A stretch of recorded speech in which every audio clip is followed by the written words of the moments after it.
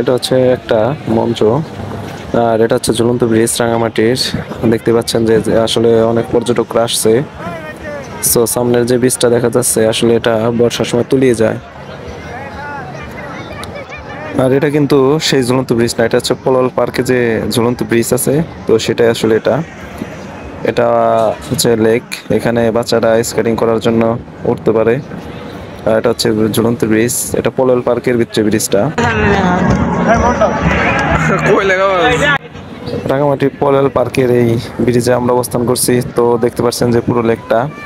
আর শুক্রবারে বিশেষ করে পর্যটক আসে এখানে বেশি। আর এখানে প্রবেশ মূল্য হচ্ছে 40 টাকা। তো অসাধারণ একটা ভিউ। এটা হচ্ছে কাপ্তাই নদীর পাশে অবস্থান করছে। তো আসলে এটা কাপ্তাই নদীর বীচ। আর এটাই হচ্ছে পলল পার্ক।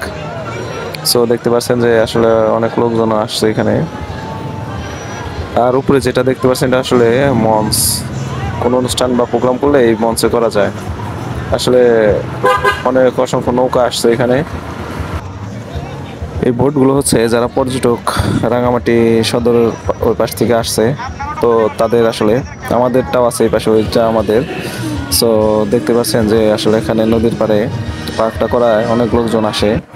আর অবশেষে আমরা যে উপরে উঠলাম, তো উপরে দেখি একটা অনুষ্ঠান চলছে। তো আমরা বেশ বিনোদন নিলাম সবাই মিলে। আসলে বেশ ভালোই লাগছে। আর এখানে যদি কেউ রিসোর্টটা আসেন তো এক টিকিটেই সবগুলো ভ্রমণ করতে পারবেন। আর আপনি যদি অনুষ্ঠান করতে চান তো অবশ্য করতে পারবেন।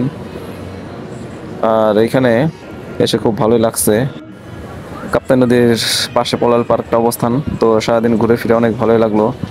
তো কেউ যদি আসেন তো অবশ্যই এই পার্কটা ঘুরে যাবেন। আর নতুন নতুন ভিডিও পেতে সঙ্গেই থাকুন। ধন্যবাদ।